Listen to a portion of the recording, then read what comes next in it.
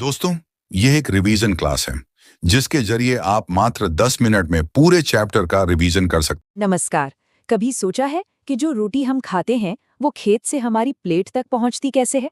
आज हम एनसीईआरटी के हिसाब से कृषि के इसी पूरे सफर को समझने वाले हैं। देखिए, ये एक ऐसा प्रोसेस है जो सिर्फ खेतीबाड़ी तक ही नहीं है, बल्कि हमारी पूरी अर्थव्यवस्था से जुड़ा हुआ है। तो चलिए एकदम शुरू से शुरू करते हैं। आज हम क्या क्या जानने वाले हैं। सबसे पहले, कृषि है क्या? फिर देखेंगे कि ये एक सिस्टम की तरह काम कैसे करता है। इसके बाद कृषि के प्रकार और दुनिया की मुख्य फसलों पर बात करेंगे। और आखिर में कृषि के विकास को समझते हुए भारत और अमेरिका के फार्म्स की एक मजेदार तुलना भी करेंगे। तो चलिए इस पूरी चीज को एक कहानी से समझते हैं। सोचिए, गुरप्रीत, मधु और टीना गांव में घूम रहे हैं और एक किसान से मिलते हैं जो गेहूं उगा रहा है। वो किसान उन्हें बताता है कि भाई ये गेहूं मंडी जाएगा, वहां से इसका आटा बनेगा और फिर फैक्ट्री में जाकर इसी से ब्रेड और बिस्किट बनेंगे। ये छोटी सी कहानी ही हमें कृषि से जुड़ी सारी इकोनॉमिक एक्टिविटीज दिखा देती है। अब ये जो पूरा प्रोसेस है ना, इसमें 3 तरह की इकोनॉमिक एक्टिविटीज शामिल हैं। प्राइमरी एक्टिविटीज वो हैं जो सीधे प्रकृति से जुड़ी हैं, जैसे खेती करना। सेकेंडरी एक्टिविटीज में इन प्रोडक्ट्स को प्रोसेस किया जाता है, जैसे गेहूं से ब्रेड बनाना। और टर्शरी एक्टिविटीज जैसे ट्रांसपोर्ट और बैंकिंग, ये दोनों सेक्टर्स को अपनी सर्विस देकर पूरे सिस्टम को सपोर्ट करती हैं। तो हमने ये तो देख लिया कि कृषि एक प्राइमरी एक्टिविटी है, पर असल में कृषि है क्या? चलिए अब इसकी परिभाषा और इसके महत्व को जरा गहराई से समझते हैं। कृषि एक प्राइमरी एक्टिविटी तो है, लेकिन इसका पैमाना बहुत बहुत बड़ा है। सोचिए जरा, दुनिया की आधी आबादी 50% लोग सीधे तौर पर खेतीबाड़ी से जुड़े हैं। और भारत की तो बात ही क्या, यहाँ आज भी 2/3 आबादी इसी पर निर्भर है। जाहिर है, अच्छी खेती के लिए अच्छी जमीन, मिट्टी और सही मौसम होना जरूरी है। और जिस जमीन पर फसलें उगाई जा सकती हैं, उसे ही हम कहते हैं कृषिगत भूमि या एरेबल लैंड। अगर हम दुनिया के इस नक्शे पर नजर डालें तो साफ पता चलता है कि खेती करने लायक जमीन हर जगह नहीं है।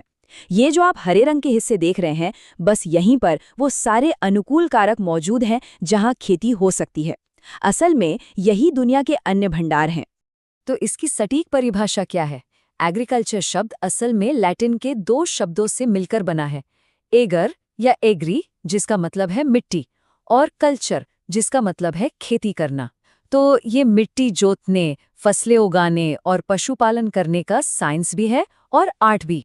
वैसे कल्चर शब्द से जुड़ी कुछ और भी दिलचस्प शाखाएं हैं, जैसे सेरीकल्चर यानी रेशम के कीड़ों को पालना, पिसीकल्चर यानी मछली पालन, विटीकल्चर में अंगूर की खेती होती है और हॉर्टिकल्चर में सब्जियां, फल और फूल उगाए जाते हैं। अब चलिए खेती को एक सिस्टम की तरह देखते हैं, मतलब एक तंत्र। इसमें क्या क्या शामिल होता है और ये काम कैसे करता है? किसी भी फार्म सिस्टम के 3 मुख्य चरण होते हैं। पहला है निवेश यानी इनपुट्स, जिसमें हम जरूरी चीजें लगाते हैं। दूसरा है प्रक्रम यानी प्रोसेसेस, जहां असल काम होता है। और तीसरा है निर्गत यानी आउटपुट्स, जिससे हमें फाइनल प्रोडक्ट मिलता है। तो सिस्टम के पहले चरण यानी निवेश में 2 तरह की चीजें आती हैं। एक है भौतिक निवेश, जो हमें कुदरत से मिलते हैं, जैसे धूप, बारिश, मिट्टी।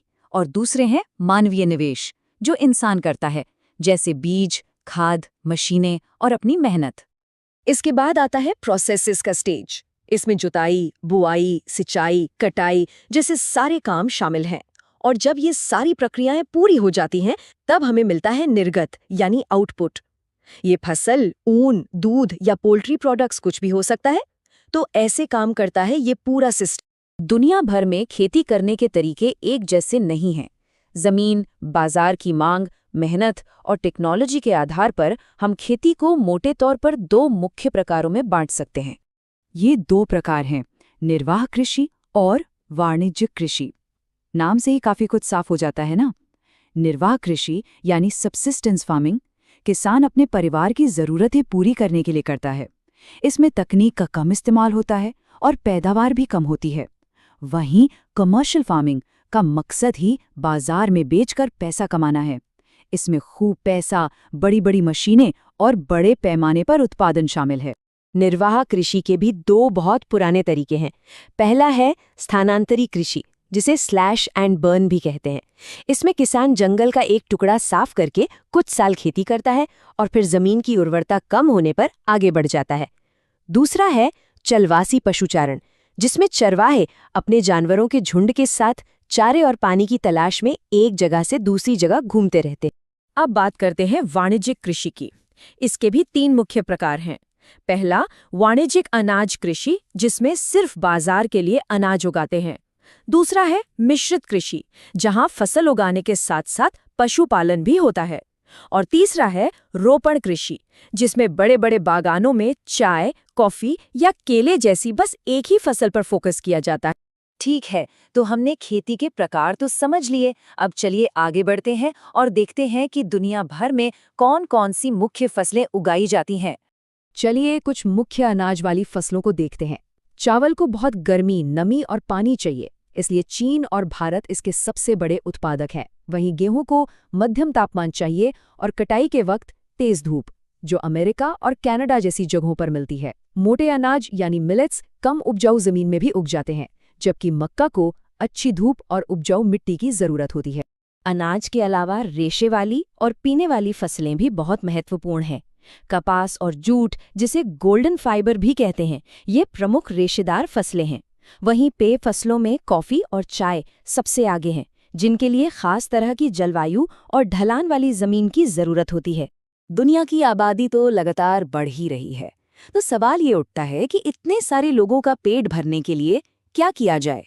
इसका सीधा सा जवाब है कृषि का विकास। चलिए समझते हैं कि ये होता कैसे है। कृषि विकास का सबसे बड़ा लक्ष्य है खाद्य सुरक्षा, यानी फूड सिक्योरिटी। इसका मतलब है कि सभी लोगों तक हर समय पौष्टिक भोजन की पहुंच हो। इसे हासिल करने के लिए कई कदम उठाए जाते हैं, जैसे ज्यादा जमीन पर खेती करना, सिंचाई की सुविधाएं बेहतर करना, अच्छे बीज और खाद का इस्तेमाल करना और खेती में ज्यादा से ज्यादा मशीनों को शामिल करना।